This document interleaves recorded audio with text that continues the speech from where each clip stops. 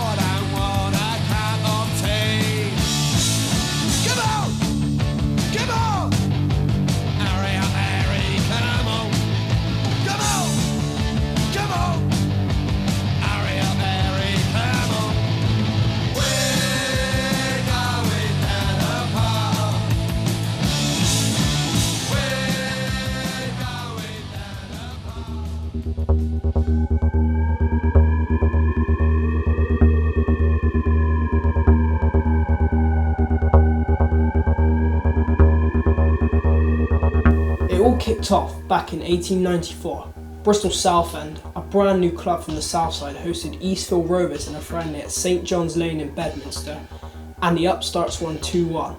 That set the tone. Their first proper competitive clash came in 1896 in the Gloucestershire Cup, where Eastville Rovers hammered them 4-0 in a rough game. Eventually, those two clubs became Bristol City and Bristol Rovers, and the local rivalry has been burning ever since. It's one of the fiercest in English football, 8th most intense according to an old poll. Nowadays though, the two clubs rarely see each other, with the last meeting being in 2013 where City came out victorious with a 2-1 win over their big rivals.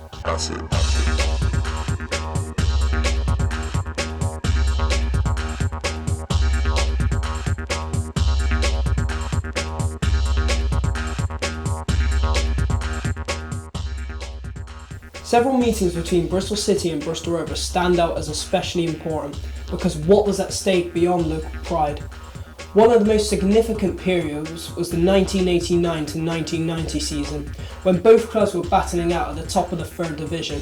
Their clashes during that campaign carried title implications, with Rovers eventually winning the league and pipping City, an outcome that sharpened the rivalry and is still remembered by supporters today.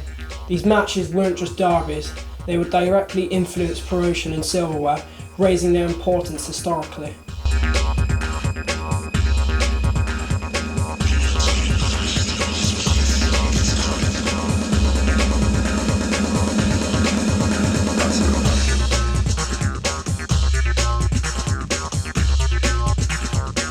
Cup clashes have also been produced, some of the most meaningful encounters. Domestic competitions like the FA Cup and the Football League Trophy have occasionally drawn the two sides together, creating high-stakes knockout games where defeat carries immediate consequences.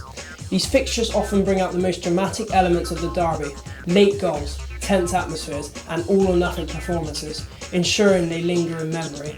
While the Bristol derby has not always been played at the highest level of English football, its important meetings are defined by context, promotion races, cup eliminations, and a moment where city pride and competitive success collide.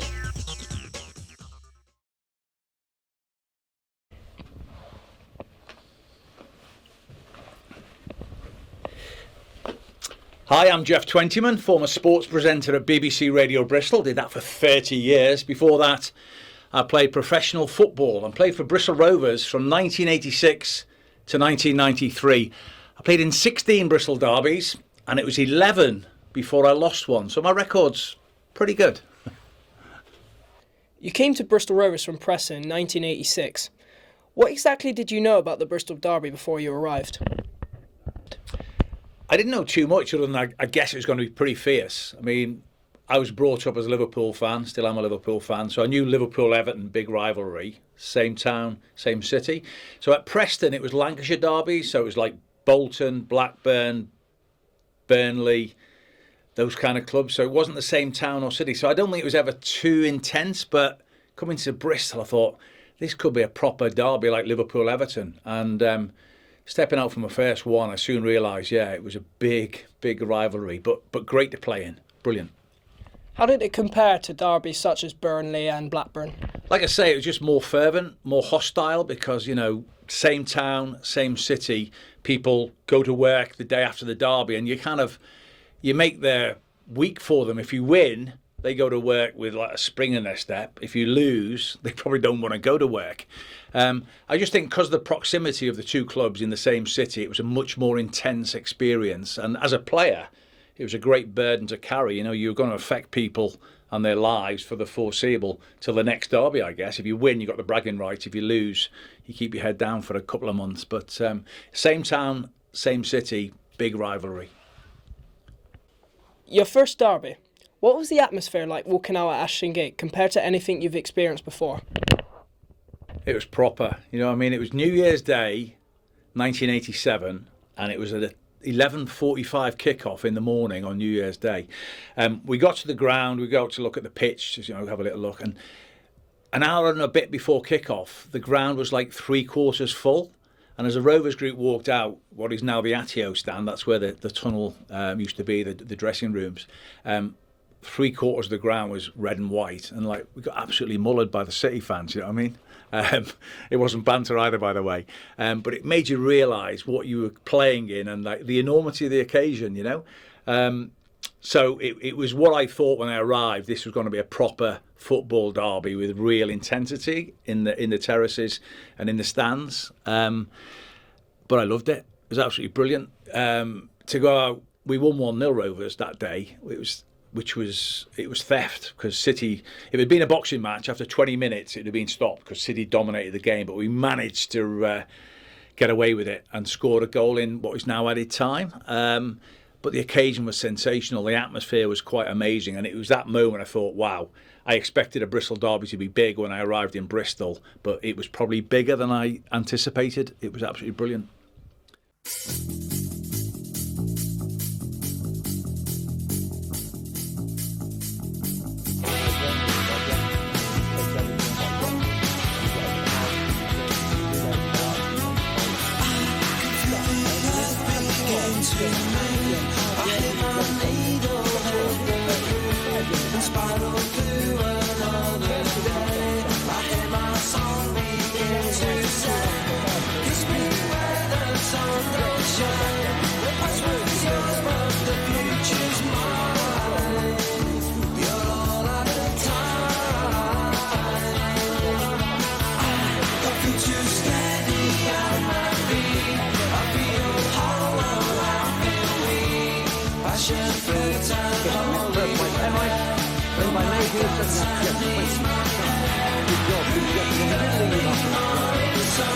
Scorer sets up the winning goal.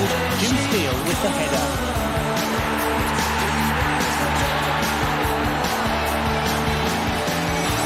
Rovers defender Geoff Twentyman claims he was pushed. Another refereeing decision they were unhappy with. Off the pitch, what were the personal stories or dressing room takes from the derby week that fans probably never heard? The nerves, the banter, the pressure of knowing half the city was watching? Yeah, good question. It was so different back in those days, Leo. You didn't have X, you didn't have social media. The interest came from the Bristol Evening Post, which was big, HTV, BBC, radio.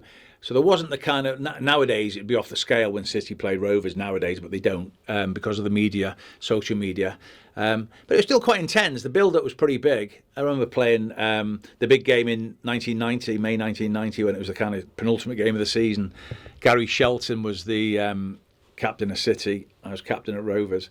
And the bizarre reason that Bristol Evening Post took us to an Italian restaurant, and we stood with a bowl of pasta between us, and we both had a fork going into it.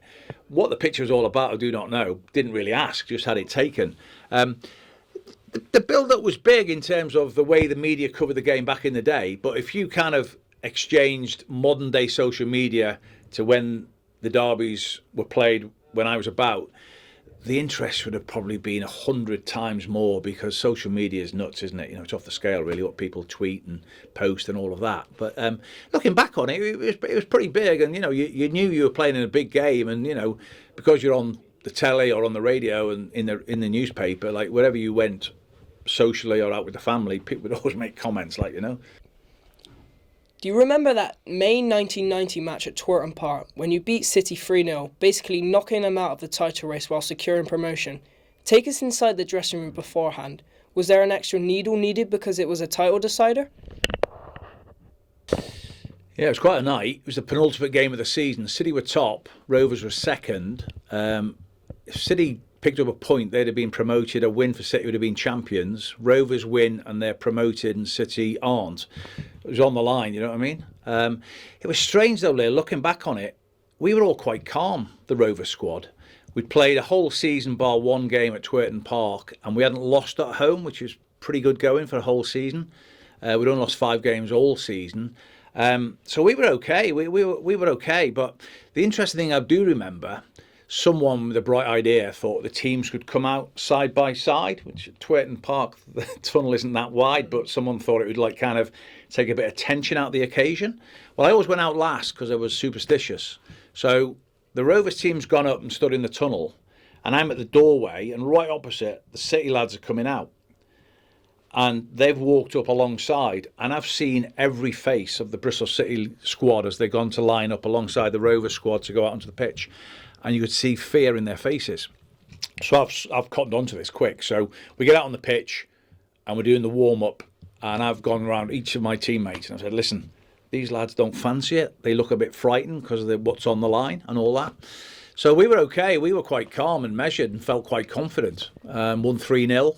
So that meant Rovers were promoted. It also meant go to Blackpool in the last game of the season, win, and you're champions, which is the best of the best. So no, we weren't overly anxious, or Jerry Francis, the coach, he kept us quite calm and collected, and we were fine. And it was just Rovers' night that night. To win 3-0 is amazing, and seal promotion. So it was interesting from where I was at that vantage point of the doorway to see the City lads go through. I mentioned Rob Newman earlier, and you could see Rob, who's played loads of games, but occasions get to certain players, and we were lucky. I think it was a home game, which was to our favour. But yeah, I'll never ever forget it. It was an amazing night. You played derbies at Twerton Park and Ashton Gate. Which ground had the most intimidating atmosphere? Well, as a Rovers player, you'd have to say Ashton Gate, because the majority of the fans inside, the 25,000 people, of which like 22, 23 of them are home fans. But it was a great atmosphere, Twerton Park was good, but it was only 8,000, 8,500, which, by comparison, it's a lot less people. But yeah, when the fixtures come out at the start of the season, the first game I looked for was City against Rovers at Ashton Gate, because it was my favourite away ground to go and play because of the things we've talked about, the big crowd, the expectation, intimidation if you want to get intimidated. It was just the best fixture for me every season that I played for Rovers. Ashton Gate, it was a great place to play, really great place to play. You're apparently the only ever Rovers player in history to get a standing ovation from the Ashton Gate crowd on your retirement. What happened that day, and how did the moment make you feel? Oh, it was immense. Very proud, very flattered. So it was my last Saturday sport at Ashton Gate, having done 30 years covering sport across the West Country. And I was literally live broadcasting top tier of the Lansdowne stand above the halfway line, looking down over the technical area. And it was about 20 past 2, half past 2-ish. I'm not sure what the time was really. And I was just broadcasting live. And Gary Howers, who does the City summaries on the commentary, nudged me, and he pointed across in the corner where the big screen is. And I looked across, and while I'm chatting live radio, I can see there's a picture of Steve Lansdowne with myself. And I thought, wow, what's going on here? Then I was able then to hear the PA announcer saying it was my last Saturday, and Geoff Twentyman's calling it a day in terms of broadcasting on Radio Bristol, and all this applause started around Ashton Gate. People started to clap spontaneously, and it spread all the way across the far side in the Dorman stand.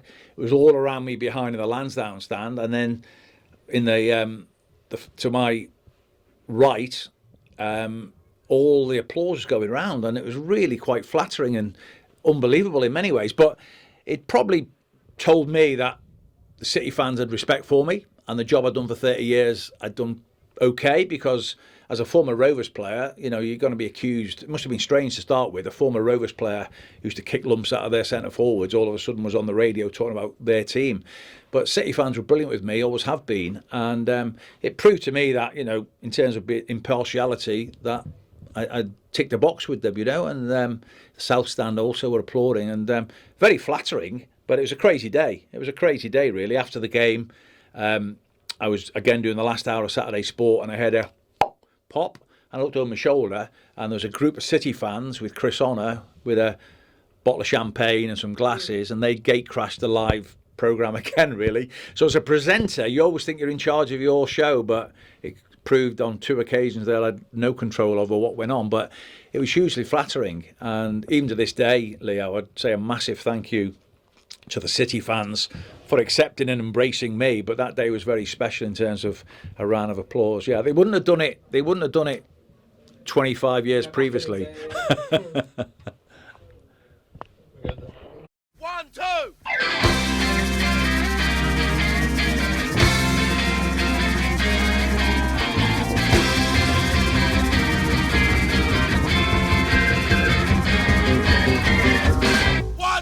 If you ever hear a noise in the night, your body starts to sweat, you shake your shivers in front. You know it's with your mother, she hates your guts. She knows that you love her, so she holds you tight all through the night until the broad daylight. But when she doesn't come home, you have to sleep alone. Then you wet your bed, and I think that's sad. For a girl of 19, it's more than sad. It's absurd.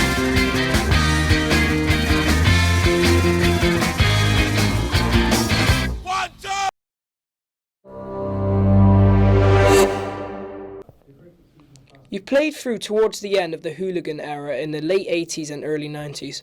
What was the atmosphere like on derby days compared to normal games? The policing, the away fans, and the tension you could feel as a player?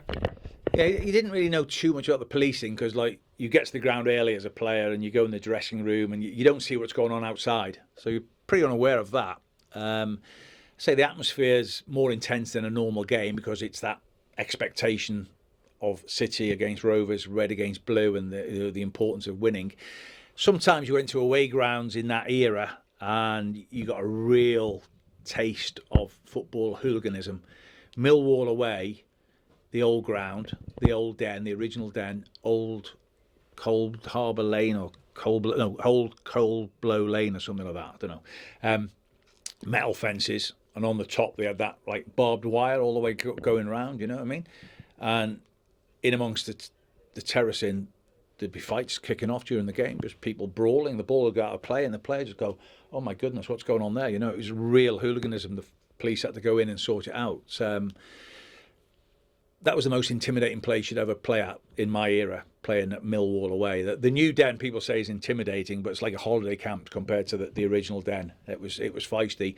And then you play the game, you get in the coach, and you go down the lane to get away, and there was a railway bridge, and then they'd be all waiting on the top with bricks, and they'd just chuck bricks down on the coach, you'd feel it boom, boom, boom, boom, boom, as you'd get away, real violent people. Tough place to play, and you always got to get away in one piece. But in terms of the Bristol derbies, I was never aware of too much on the day hooliganism, but as I say, go to somewhere like Millwall, and it was pretty tasty, pretty feisty. Do you remember that Bristol derby in 1996 when Rovers got a late equaliser and City fans invaded the pitch? How did that make you feel that day?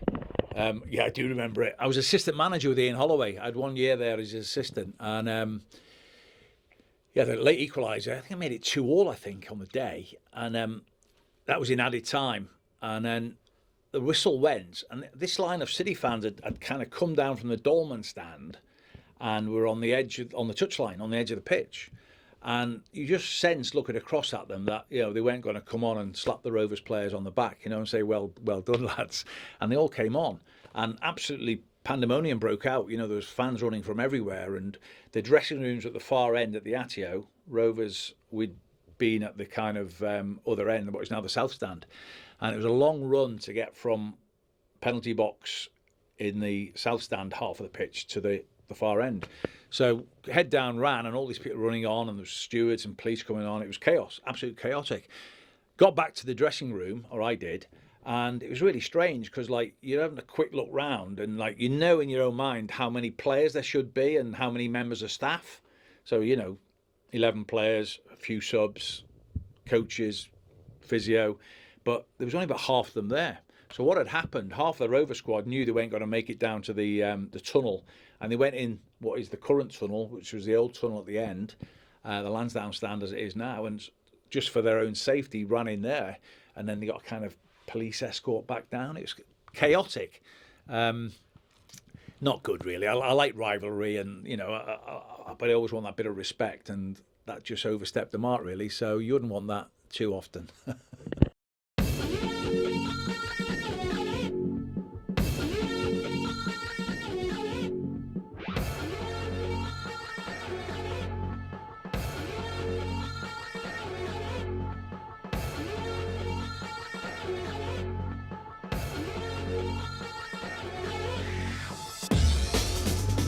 Why did you try and get into the Southampton terrace? Because we're harder than them, ain't we? Did you want to have a fight? Yeah. Have you brought any weapons with you? Now we chuck them away. Why did you want to have a fight? Because they're Southampton, we're Bristol City. Wouldn't you be worried about getting hurt or even getting arrested? No, because we're the boys in Bristol. Hooliganism formed a significant and often troubling backdrop to the rivalry between Bristol City and Bristol Rovers, particularly from the 1970s through to the late 1980s, when football violence was at its peak across England. Both clubs had associated firms that became known for organised clashes, and derby days were considered high risk. Matches at Ashton Gate and Eastfield regularly required heavy policing, with segregation strictly enforced to prevent confrontations. There were multiple reports of incidents of disorder around key derby fixtures in this period, including fighting in surrounding streets and attempt by rival gangs to breach inside barrier grounds. While Bristol did not gain the same national reputation as some larger cities, the intensity of the local divide meant violence tied to the derby was a constant issue, with rivalry's social and geographic split adding to the hostility. Beyond derby matches, hooligan elements that linked to both Bristol clubs were also involved in wider incidents connected to the national firm culture of the time. Supporters would sometimes clash with rival groups from other cities, both on match days and in pre and race encounters, reflecting a broader pattern seen across English football. For example, Bristol City and Bristol Rovers followers were occasionally linked to disturbances when facing well-known firms, contributing to reputations within that subculture. However, the landscape began to change significantly after major turning points like the Hillsborough disaster, which led to sweeping reforms in stadium safety and policing, alongside a cultural shift in how the game was managed. Since the 1990s, improved surveillance, all-seater stadiums and stricter laws have reduced disorder dramatically. While isolated incidents can still occur, hooliganism no longer defines the Bristol Derby, which today is characterised by passionate support rather than the violence that once ruled it. Do you remember any hooliganism on match day? Well, only after the match when we won against Rovers and that, you know, we ran onto the pitch and that, and they confronted the crowd down the Rovers end in that, and the police kept them apart. And the city arson as well, you know, and when they burned a bit of a Twerton Park and that, and the song they used to sing in that, you know, all these years ago in the 90s and that, you know, but you still sing the song now.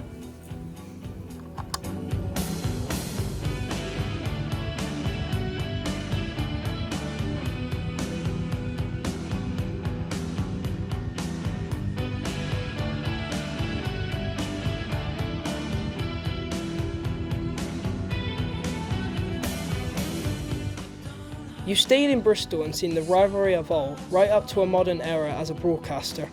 How different do the derbies feel now? The all-seater stands, the family atmosphere, the lack of old trouble? And do you think has something been lost or gained? It's hard, isn't it? Because I mean, I think the last Bristol derby was 2013 in the LDV Vans, or whatever it was called back, the Football League Trophy.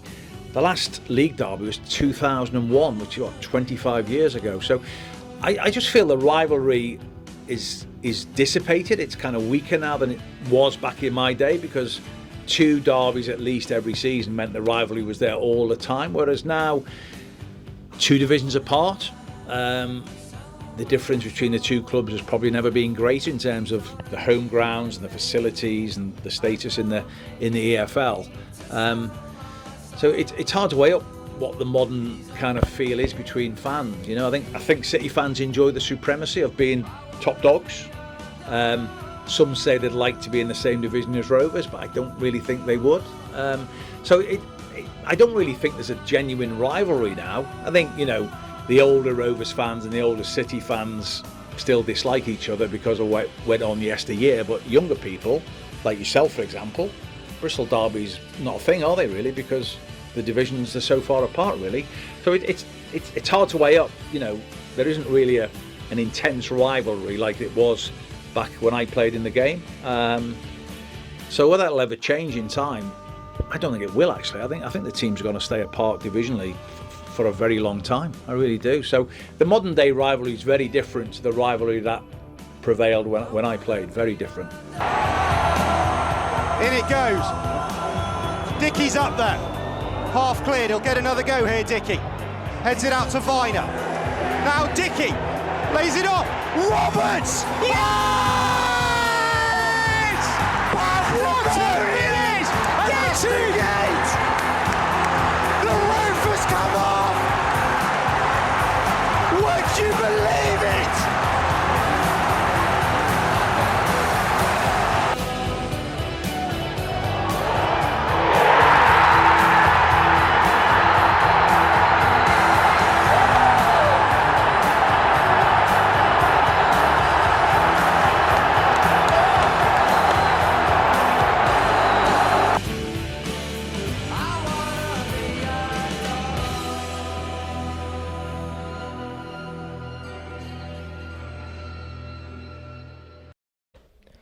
What would you expect if they drew each other in the FA Cup next season? City would win by 2 or 3 goals. The difference between the Championship and League 2 is incredible. I mean, Rovers may eventually get back to League 1. I think that's probably the level Rovers should be at, League 1. City, I think, a Championship club, should be pushing perhaps for the playoffs. But in terms of where they are, the difference between the Championship and League 2 is big. If it was at Ashton Gate, I'd take City by 2 or 3 goals. If it was at the Mem, maybe it'd be a closer game, but I still think City, with the superior players, would win. What would it mean for Bristol football and for both sets of fans if regular competitive derbies returned again for seasons to come? It'd be immense. It'd be massive. Younger people like you, I mean, one of my golfing buddies, he's got a son who's 20 and he's never seen a Bristol derby. He's a big City fan and he's always asking, what was it like? It'd be a real education, people of your generation. As I say, I'm getting a bit fanciful here. If it did happen, it'd be immense. The on-the-day tension and rivalry and almost fear. You don't want to lose. Losing is the worst thing ever in a Bristol football derby. Winning is amazing. It's the kind of emotional thing that you've probably never experienced, but you'd love it. So yeah, I mean, it may happen one day. It may. I mean, Rovers would have to improve considerably. City would have to have a kind of, you know, terrible time to go down divisions. But it would be amazing because, like, loads and loads of football fans in and around Bristol have never seen a Bristol derby. And for me, in my playing career, which was over 400 games, the Bristol derby were the elite days of my career. Win, lose or draw, it was something very, very special, really special.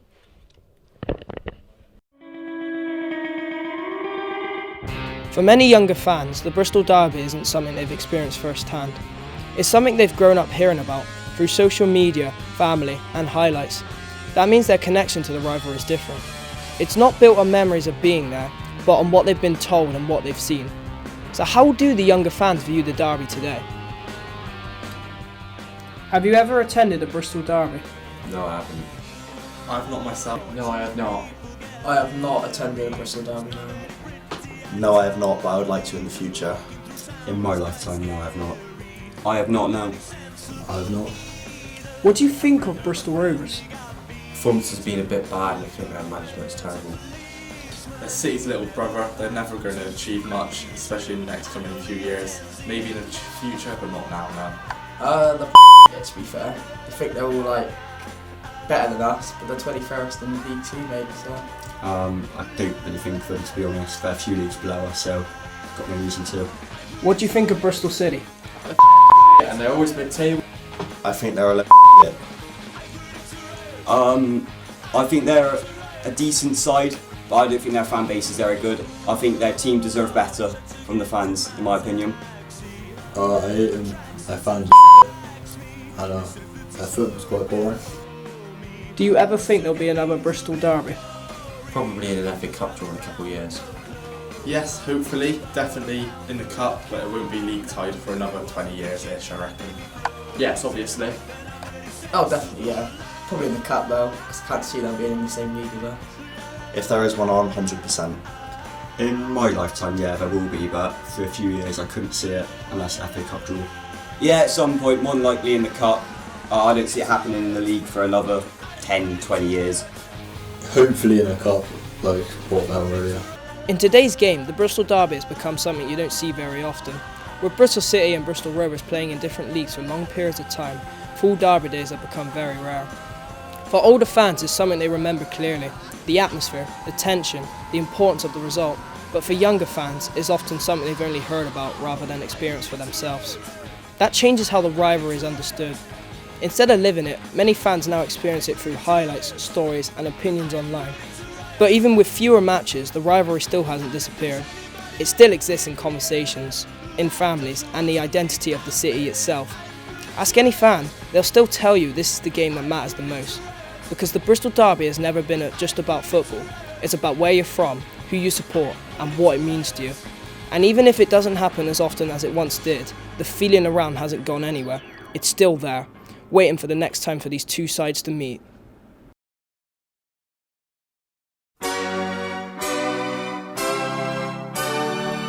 How can you see looking through those tears? Don't you know you're worth your weight in gold? I can't believe that you're alone in here. Let me warm your hands against the cold.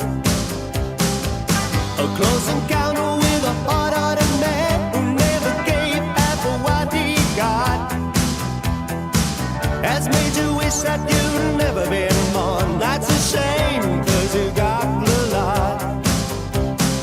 Hey, yeah, you with a sad face, come up to my place and live it up. You decided to Cameron. Ellington with a flick on. And an early opening here, and Bristol Rovers have dramatically scored through Marcus Bignett. His first league goal for the club, and they couldn't have asked for a more sensational start in the first half minute. His coach there forced into this change.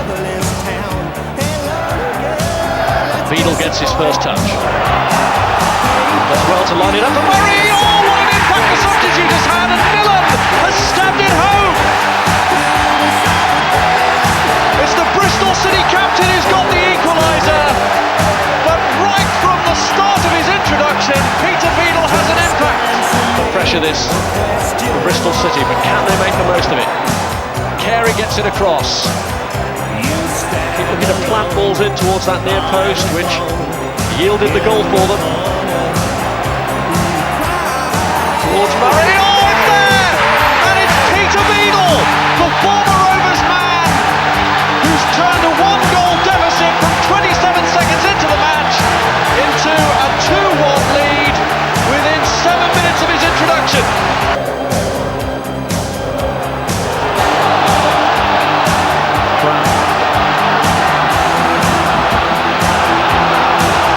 Beadle both up to his right, but Rovers have plenty back. Bob!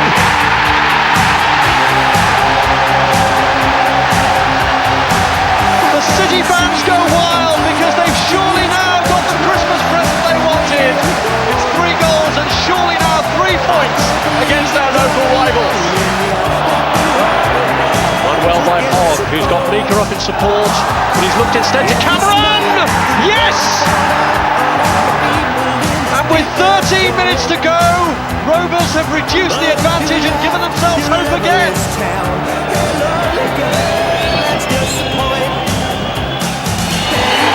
It's the Christmas bonus that Bristol City wanted.